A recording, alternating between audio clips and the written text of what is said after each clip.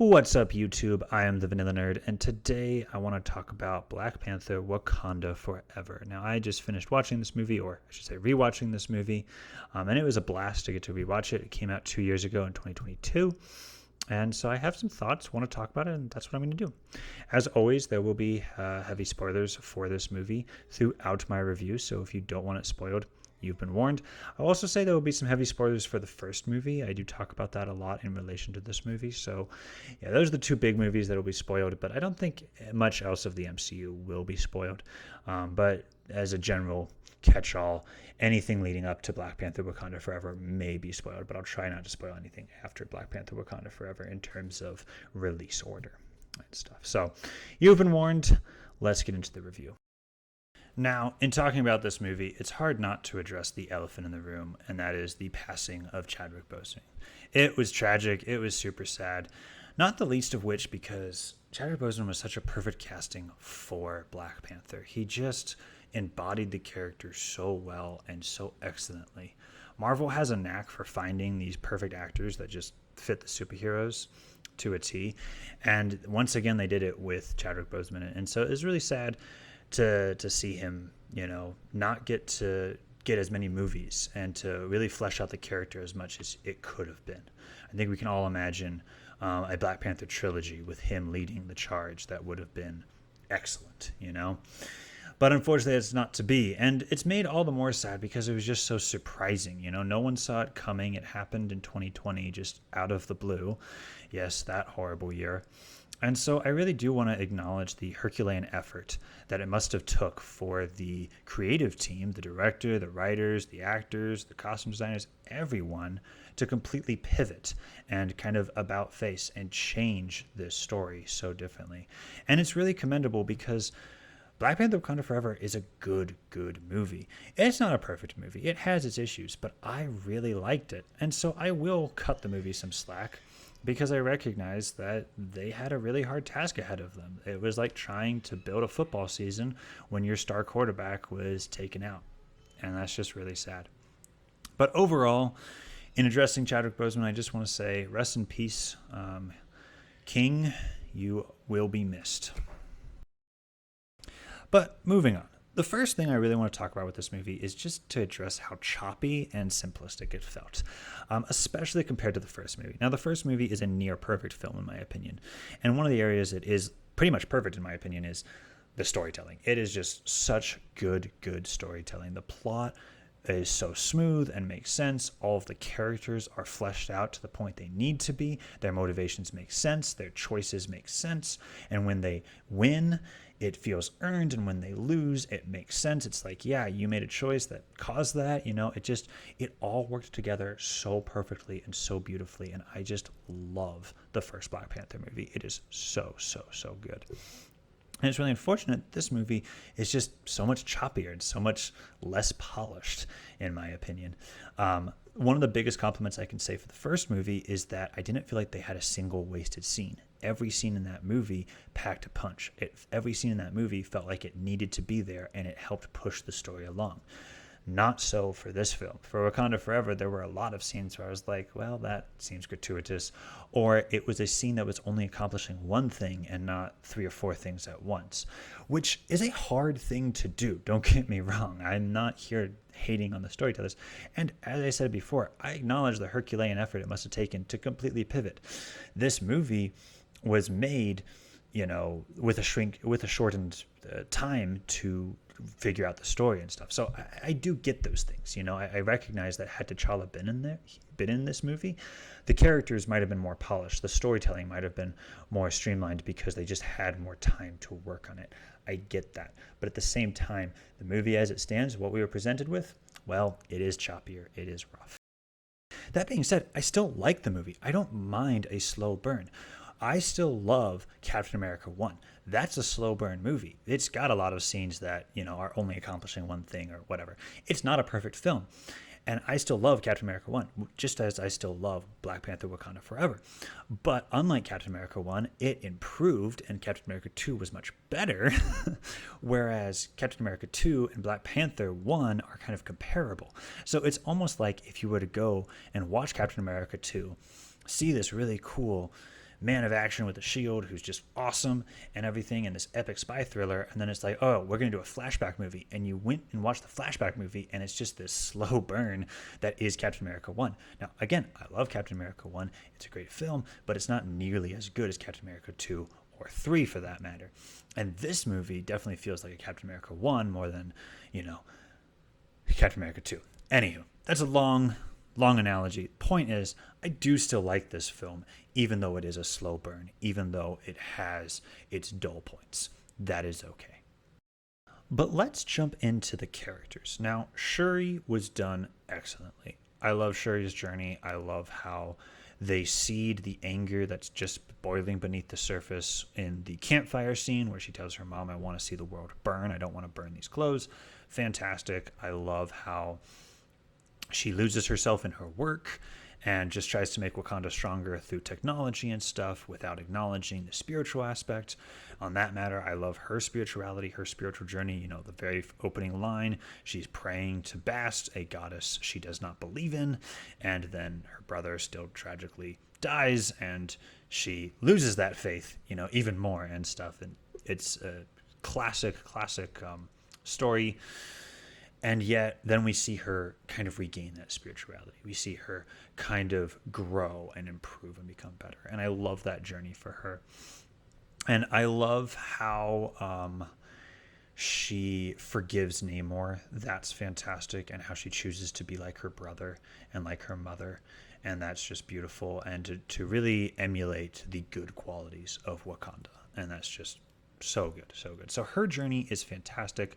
Also, I love seeing her Black Panther suit with the sonic disruptors embedded in it in nanotechnology, as well as other things. I can't wait to see her suit more in the future and stuff. I really hope that we get a lot more Shuri Black Panther. That is great. Next, I want to talk about the Queen and Okoye. Both of these characters I want to talk about in tandem because they share this really powerful scene together where the Queen ousts Okoye and strips her of her rank and status as Dora Milaje, which, for those of you who don't know, is the elite women fighting group of the Wakandan army, which is awesome. And I've never liked this scene. The first time I watched it, I thought it was the stupidest thing I've ever seen. The second time I watched it, I didn't like it much better. For those of you who don't know, quick summary of the scene. Okoye comes back reporting on the deadliness of the Talokan people and how effective they are, how hard they are to kill. They are super strong. She stabbed them with spears and it didn't kill them and stuff. Or she did killing blows, I think she said to all of them. And then she reports that Shuri was kidnapped. And then the Queen Mother's like, you're going to be stripped of your rank. You failed and you don't get to be Dora Milaje anymore. I'm done with you. And then Okoye's like, why? And then she's like, I'm the most powerful queen. I'm the queen of the most powerful nation on earth, and both my children are gone, and it's all because of you. And I get that it's an emotional outburst, and I get that it's a hasty decision, and that, it's clear that the queen's not thinking straight because her daughter is missing and stuff. I get all of that. So I'm okay with the scene, but I don't love the scene. I really don't like it very much because the premise of it is so dumb. So, why does Shuri get captured? Because the queen herself sent two people, Shuri and Okoye, to go get this scientist MacGuffin, Riri Williams, Ironheart. She only sent two people to do it. You have an entire nation of people. And I get, okay, send Okoye, she's your top general, and she's asking for Shuri. Okay, send your daughter so she can get out in the field and get some experience, and maybe that'll cheer her up. Okoye is right. Maybe this is just the thing that'll help her get out of her funk, get out of the doldrums, as it were. And that's absolutely correct. But why not send more people than just those two? Why not send an entire, 4 extra Dora Milaje, or a dozen Dora Milaje, or whatever? I don't know. Even the group that went and got Zemo in Falcon and the Winter Soldier had 3 Wakandan sisters, not 2. I am just utterly baffled that Queen Ramonda sent her daughter into danger, knowing that she was terrified of losing her daughter, without proper backup and without proper. It's dumb. It's contrived. and it's stupid. Furthermore, there felt like there should have been a scene where the queen was like, Okoye, if you bring my daughter, you better bring her back. You know, they never had like a scene like that. Like, they never had a scene where she was like, you don't want to know the consequences if you don't bring Shuri back, kind of a thing. And I get it's a 2 hour and 40-minute movie, and it's possible there was a scene like that and it was just cut. It feels like it would happen here naturally. But yeah, it wasn't in the film, so it frustrates me even more. It's like, Okoye didn't know that. And then on top of everything else, it's like, why did the Talokan people attack Okoye and Shuri?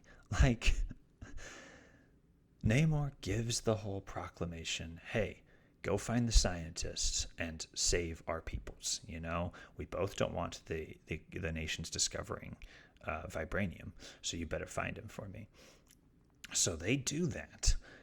And then Namor decides to just attack them anyways. Like, they were bringing you the scientist. For all you know, they were bringing her right to the beach or whatever that you wanted. But no, that didn't happen at all. And again, it's not the end of the world. It's not like a terrible movie or anything. But it's just like, how did the Talokan people know where to find them? How did just so many hows. Anyway, you get the sense that this is a much choppier movie. It doesn't make as much sense. It doesn't connect together as well. It's okay. I don't hate it.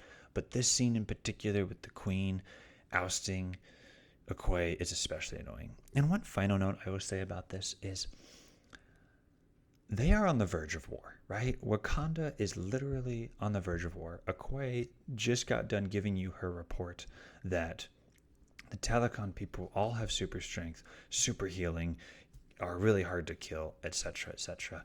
And you're going to send your top general, one of your best soldiers in the entire army, if not the best, out of the army? Like, I get demoting her. I get saying, you know what?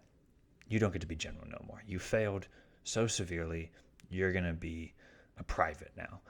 But, like, taking her away completely from the army, it just makes no sense. It's like, you need every last warrior you could possibly scrounge up, and it's just like, why not use her and stuff? And so, yeah. So Okoye's journey, I liked it. I think it is powerful for Okoye to lose the thing that she connects most with, being a soldier for Wakanda, and to lose that. And it's interesting to think, okay, so what would that actually do to her character? But they didn't really even explore that in the movie. Like, she has a conversation with Nakia when Nakia brings Shuri and Riri Williams back. And that's sweet and nice, and I appreciate that. But that conversation is more focused on Nakia and seeing her perspective on T'Challa's death, which is great. It's powerful. Nakia is great. We'll get to talk about her in a second. But Okoye doesn't get that much time to talk about being a civilian and stuff. And then by the end of the movie, Shuri's just like, I don't care what my mother said. Here, take this suit of armor. Go be a soldier for me. And it's fine. And it's like nothing ever happened. So it's just, it's interesting, but it's frustrating. So, yeah. And then as for the Queen's story, to finish up her discussion, I liked her efforts to work with Shuri. I love how much she cares for Shuri, and I love how good of a mother she is to Shuri. So I like the Queen, but I will say I didn't feel as bad for her death because she made such a stupid decision with Okoye in the first place. It was more impactful this time around, the second time, but that will forever cast a kind of a shadow on this film, or on her character, I should say, because she just had this dumb scene that should never have happened in the first place, or if it did happen, write it better, kind of a thing. But yeah, it is what it is. I will say, again, phenomenal acting on both sides. The actors for Okoye and Queen Ramonda did a fantastic job, so no complaints there, but it was just such a frustrating scene. All right, rant over about Okoye and the Queen. Let's talk about some of our other characters. M'Baku was fantastic. I love his growth in the MCU. He started out as just that kind of antagonistic bully character in the first movie. Not really ever a real threat, but someone kind of annoying. He had a great little redemption in that first movie, and he just kept getting better and stuff. And what I love is in this movie, he references that T'Challa asked him to take care of his family after he died. And that just shows the real friendship that T'Challa and M'Baku had, and that's just so sweet and awesome, and I love that. And M'Baku supported Shuri throughout the entire movie. It was fantastic. He absolutely lived up to that. So good, so good. I will say with M'Baku that the ending where he's like, "I want to be king of Wakanda," was a little confusing and still confused me to this day. Like, is he going to be king and Shuri Black Panther? I get the idea that they can be mutually exclusive, like they can be completely separate entities, but like it doesn't typically happen in the case of like T'Challa, for instance. But I just don't know. Like, and the ending is like confusing. It felt like it was supposed to be a joke, but then like, I don't know. It's not the end of the world, but it is something that I question and wish they'd give more clarity on.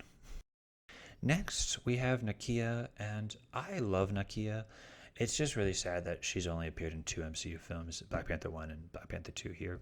And now, she wasn't in Infinity War Endgame, which is really sad. But I guess it makes sense. I did like the explanation that she was raising her and T'Challa's son. That's sweet and nice and stuff. But yeah, it's really sad that we didn't get more of her. To be fair, this is another instance where had T'Challa been in this movie, it would have changed dramatically. Um, I read a little bit about what the director Ryan Coogler has revealed about what the original story was, and he hasn't revealed all the details, but he did kind of explain that like originally the plan was to have T'Challa meet his son because his son was always going to be in the second movie, and his son wouldn't have known him very well because his son grew up during the blip, and of course T'Challa was blipped. So it would have been this whole journey for them to learn and to grow together, and throughout the course of the movie, he would have connected more with his son and reconnected with Nakia. So of course we would have gotten more of Nakia, and that would have been great. But unfortunately, 'twas not to be. So we got a much smaller role for Nakia. Again, I love her character, but I am just sad that we didn't get more of her. On a side note, Nakia has this really cool underwater gear, this submersible suit and this sub that she uses. And I'm just really curious where she got all of this. I get it's Wakanda technology and stuff, but like, why would Wakanda have this? Like, I get that they're a super advanced nation that has all this technology and stuff, but like, they're a landlocked country. Like, do they have a need for discovering this? I don't know. It doesn't feel like this would be like readily available technology and stuff. So, it is what it is. Switching over to our antagonists, let's talk about Namor. I really liked Namor. I like how they brought him and adapted him to screen. One of the big things is they kept his design very similar to his design in the comics, a guy in a swimsuit. But I did appreciate the additions of Mayan influence, like the necklace, like the arm guards, etc., and stuff. So that was really, really cool. And it did make him feel distinct from Aquaman, which, mind you, when this movie came out, the first Aquaman movie came out at the same time the first Black Panther movie came out. So, there was a big question of how are you going to make Namor feel and act different than Aquaman. And I think they did a fantastic job here with that. So, kudos to them. On top of everything else, I really liked his action scenes. It was kind of fun seeing him fly. The way they designed his flight was kind of cool. I just liked how he like jumped from point to point and did that. I don't know. It's goofy. I get the ankle wings are goofy and stuff, but it works for me. I don't know. I like it. I'm a big superhero fan. So on top of all of that, his characterization was really good. Namor in the comics is kind of a loose cannon because his sole and only purpose is the protection of Atlantis, or in this case, Talokan, and they nailed that. You just tell that like he puts nothing before Talokan. Like Talokan is the biggest thing to him and stuff. That's why he's willing to kill the scientists. That's why he's willing to, endanger his friendship with Shuri and Wakanda and stuff. He'll do everything to protect Talokan, and that's just fantastic. And yeah, so here's to hoping that we get to see more of Namor in the future. Which leads me to the plot, and therefore leads me to the MacGuffin of the movie, the scientist that discovered how to track vibranium. And it's really sad that Riri Williams, Ironheart, got sidelined into becoming the MacGuffin. And for those of you who don't know, a MacGuffin is this storytelling technique where basically it's just an object or an item or a person in this case that drives the plot forward, but they themselves aren't really developed or much happens anyway. And in a lot of instances, a true MacGuffin is a object or item where it could be removed from the story, or it could be switched out with a separate MacGuffin, and it really wouldn't change the story. And so I very much think that Ironheart falls into this. And that's a true MacGuffin. Some MacGuffins, like Ironheart and like the Infinity Stones, for instance, are a lot of MacGuffins in these movies. Um, Once the characters acquire them, once the villains acquire them, it does actually lead to a little bit of a payoff where like the villains gain more power and now they're more deadly or something like that, or whatever. But it's an inciting incident object type thing. Point is, that's what Ironheart is in this movie. That's how I see her. She feels added onto the plot, but it honestly just feels more like a MacGuffin, where it's like you're not a character, you're just a driving force. It's like because you exist, there's this tension between Wakanda and Talokan. There's this tension between the rest of the world that now that potentially has access to a technology that can detect vibranium, and Wakanda and Talokan that are both built off vibranium. It's kind of frustrating, kind of weird, kind of annoying.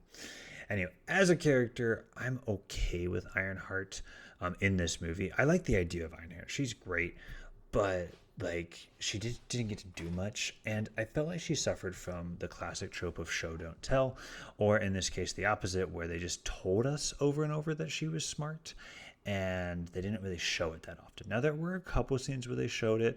Obviously in the montage with Shuri, she was making her suit and we got to see that, but I kind of take issue with that because this scene where she punches out a heart still confuses me. Like, is this the start of her heart-shaped arc reactor? Is the punch out actually so that she can have the larger sheet for her armor? Like, it's not clear at all where this fits into the rest of the suit. And that's something that I think is a big failing of the movie, because one of the really cool things about Iron Man building his suit, every single time he built it, you could see where each part would fit onto the armor. Or maybe not each and every part, but a lot of the parts you could see where they would fit as he was building them. So it just made more sense and was more streamlined for a viewing audience. And I didn't get to see that with Ironheart, and that's really frustrating. But besides all of that, and she had a smaller role, so okay, there's not that much time to show versus tell. It's a long movie. Okay. Barring all of that, my other big problem with Ironheart, though, is that the MCU as a whole doesn't know what to do to fill the Iron Man gap, kind of a thing. Like with Captain America, they obviously set up Sam Wilson to become the next Captain America, literally in Endgame, where Captain America's story ended. And the other character whose story ended, Black Widow, we also set up her replacement in Yelena Bolinoff, and that was fantastic. Both of those characters fit their new roles really, really well, and I enjoy seeing them in the mantles of Captain America and Black Widow, respectively. But with Iron Man, it's a lot harder. There seem to be three main choices. One being Spider-Man, as we saw in Far From Home significantly, but then a lot of people had pushback to making Spider-Man into a new Iron Man, and so they kind of took that away with No Way Home. Now, Ironheart comes in to play, and she could absolutely do it, but again, I don't think she had enough time to shine in this movie for her to really feel properly like Iron Man, because it really does feel like she's just being shoehorned in, and like the story is trying to tell us she is the next Iron Man when we haven't really grown with her. We haven't really been with her, kind of a thing. But then there's the third obvious choice, which I feel like is completely neglected, and that is Rhodey, War Machine. He's been with Iron Man since the very beginning. I know it's technically a different actor, but still, he's been with Iron Man since the very beginning. And he's had an Iron Man suit since the second movie and stuff. And that's been a big part of his superhero career and journey and stuff. And so he absolutely should kind of take on the mantle of being the guardian, if you will, of the armors, because the one problem that Rhodey has is that he's not a genius. Spider-Man and Ironheart are both geniuses, even though they didn't do a great job of showing that in this movie. I think, I can still believe that Ironheart is a genius, but Rhodey is not a genius, so he doesn't have the genius side of Iron Man. And part of the main issue, the reason this is such a problem, is because Iron Man is such a unique and good character that's a big role to fill his shoes.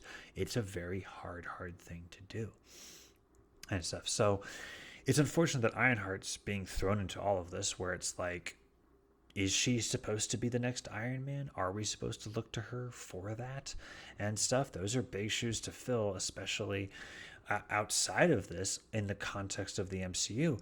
That's a very big role to fill for such a young actress. And I don't envy anyone in that situation. So Ironheart unfortunately got the short end of the stick in that sense. But let's jump back to the main plot of this film, which is the vibranium arms race. And I'm not entirely against this. I actually kind of like the idea of the Wakanda being kind of a struggle where a lot of people want their vibranium, but they don't want to give it up and stuff. And then there's the fact that the Talokan people are also built off vibranium, and that's a very interesting idea. And so vibranium is this big issue, for everyone involved and stuff. So that kind of all works. But I really don't like the premise because it completely ruins, in many ways, the hope and joy of the success of the first movie. The first movie, it was all about Black Panther T'Challa learning that he needed to help other people. He needed to stop being isolationist. He needed to learn to support the rest of the world and to share the good things that he has and all that stuff. And he goes on this great journey throughout the movie to learn that and to develop that and to grow that and stuff. And so at the end, there's this really big hopeful scene where, he buys the two old buildings and he says, hey, we're going to share vibranium with the world. And it's awesome, and it fills you with hope and joy and excitement. And then this movie comes along, and in 10 minutes, the first 10 minutes, we learn that, no, we're not sharing vibranium, we're not helping you out. Now, to be fair, I don't think the Wakandans are completely against helping people out. Obviously, in those very first same 10 minutes, we see that there was a Wakandan outreach center that was attacked. So clearly they have these outreach centers just like T'Challa wanted. And presumably at these centers, they use vibranium to help other people, but the people still have to come to them. They're not going out to the people. And that's kind of interesting.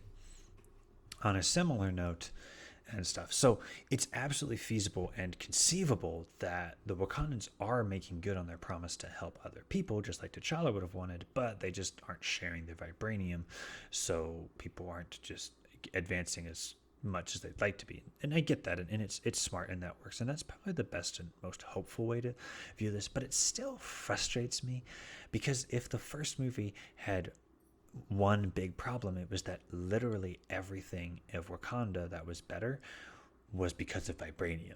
Like, it was like, vibranium does this, vibranium does that, vibranium does this.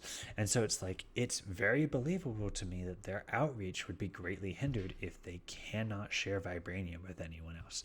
And it's very believable to me that all the technological advancements that they have and all of the cool technology that they have, which other people could learn from, is next to nothing because it, is just not beneficial is what I'm trying to say, because none of the other places of the world have access to vibranium. And it's just like, what? And so the whole premise is kind of frustrating and stuff. Then on top of that, Talokan is over here being like, no one can learn of our existence. No one can learn of the vibranium underneath the ocean. They can't have our vibranium. And I'm like, dude, you're an underwater society with super strength. What are you worried about? I do not understand why he is so worried about the surface world discovering the vibranium underneath the ocean. You have an entire nation of super strong, unkillable people, like Okoye mentioned. And it's just like, why are you so worried? This was a big point of contention that a lot of people had for the movie. And it's one that I continue to share to this day. I still don't know why Namor was so worried. Yes, being found out increases danger, and yes, humans are incredibly resilient, so even underwater, there might be a way the surface world could pollute or damage or hurt you and stuff. So I get all of that, but it's still just like, you're super strong, you've got vibranium, you've known how to use it a lot longer than anyone else on the earth. So why are you worried? I don't know. I honestly don't know why they're worried. Which leads me into another nitpick, and I do want to emphasize this is a nitpick. It doesn't ruin the movie for me, but it does kind of bother me, and so I want to bring it up anyways. And yes, I am bleeding over to setting a little bit here, but let's talk about the world building. Let's talk about the setting a bit, right? So my problem is that the Talokan people, like, they have a heart-shaped herb that gives them the ability to breathe underwater. And in fact, that's the only way they can breathe actually now, is underwater.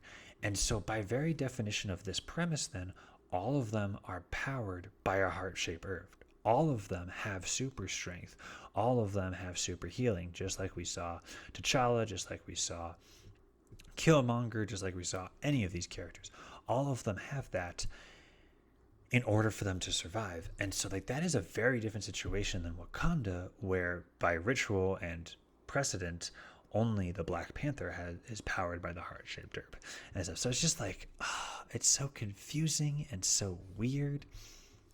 And the other thing that really bothers me about it is that the writers did not think about the implications of this, because now it's like these people are super strong and stuff, and they have super healing, because like Okoye is over there, kills 3 of them with her vibranium spear, might I remind you, and then they still stand up and are fine. Like, that's a healing factor that's literally better than Deadpool. Like, I do not understand how the writers thought, yeah, that's okay.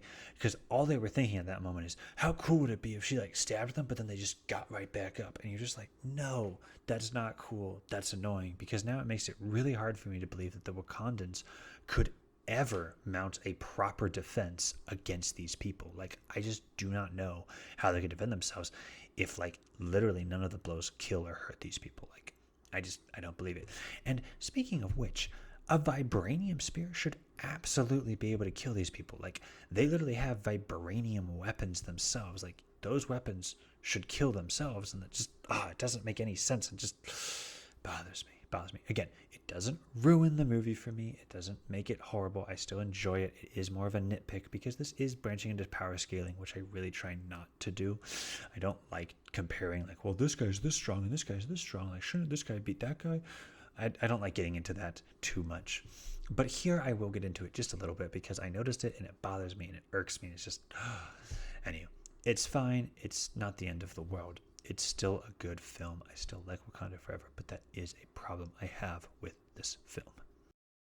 But enough about things I didn't like about this movie. There was actually a lot I really did like about this movie. Overall, my opinion of Wakanda Forever is very positive. I really enjoyed the film. So what did I enjoy about it? Well, I really love how they handled the passing of the mantle of Black Panther. I've talked to you about it before, but in a different light, I will simply say I really loved the timing. You know, in the first 2 acts of the movie, we really sat with this idea of there is no Black Panther. What does that mean for Wakanda? And it really felt like a nation that was lacking something, that was missing something. And everyone tried to cover it up in their own way. You know, I really liked Shuri trying to lose herself in her work and just say, hey, we're going to make Wakanda strong through technology. But obviously that wasn't enough. They need a symbol. They need someone to look to. They need Black Panther. They need the Black Panther. And so it was really, really fun to see that realized throughout this film. You know, I feel like the first 2 acts really showed why the need for a Black Panther was still present. And so then at the beginning of the last act of the film, we see the Black Panther is needed, and Shuri, you need to become the next Black Panther. And it worked super duper well. So I really like how they handled the passing of that mantle and the passing of that torch. I really liked how Nakia got involved, despite the fact that we learned later that she has a son. Super great for her character to be there. Really like how much we got of M'Baku and seeing him be a good leader and a good friend to all Wakandans now. You know, he saves a bunch of people from the flooding that is caused by the Talokan people and stuff. So that works really, really well.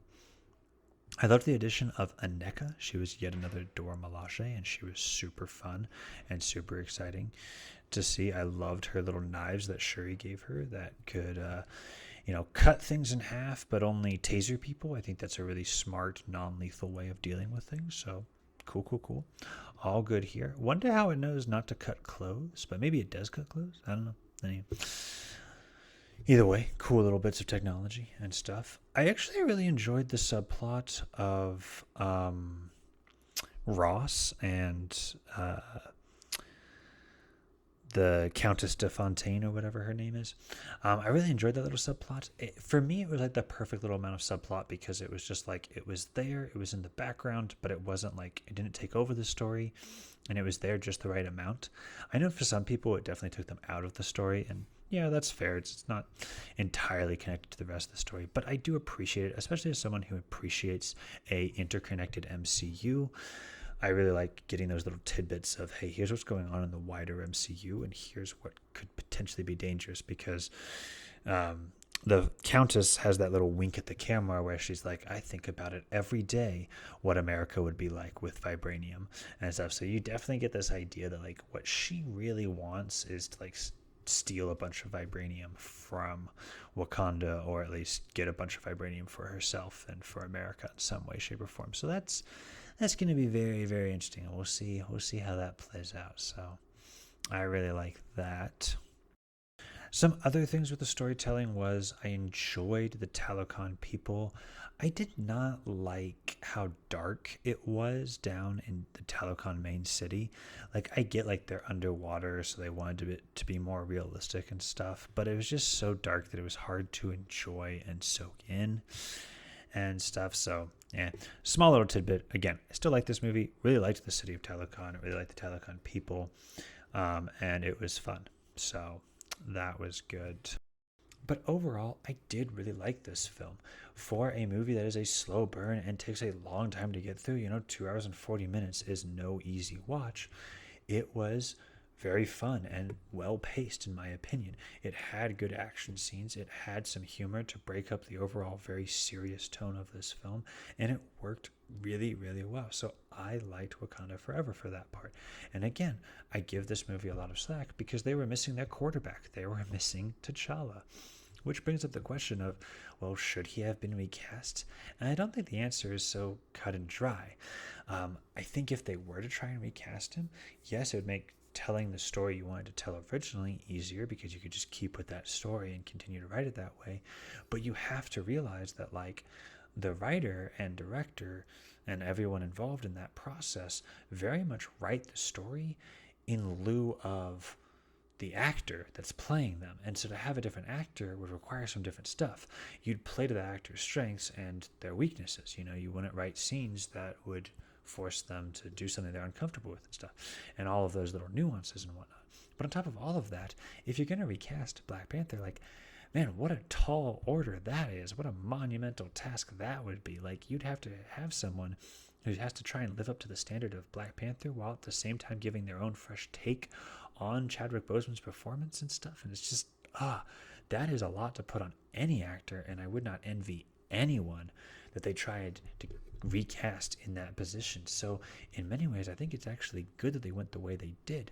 And on top of all that, this movie, because this is what they ultimately ended up doing, not recasting him, I still really like this movie, and I love how they handled it. They handled it very respectfully, very well, and it made a lot of sense. And I think in all honesty, it made this story better and stuff. So I like Black Panther Wakanda Forever, despite the fact that Chadwick Boseman unfortunately isn't there to be there. Of course, if he could be there, I would love for him to be in Black Panther 2. Absolutely, all day, every day. But as it stands, with him not being there, I think the story still works very well, and I think I still really like Black Panther Wakanda Forever. So those are sort of my long-winded thoughts on this movie. I know it was a lot, but it was a long movie, and I had a lot to talk about. So that's what I'm going to end on. Overall, I like Wakanda Forever. It has its issues, it has its drawbacks, but it's still a good film, especially in regards to Chadwick Boseman's passing. And again, may he rest in peace. He is our king. He is awesome. See you guys next time.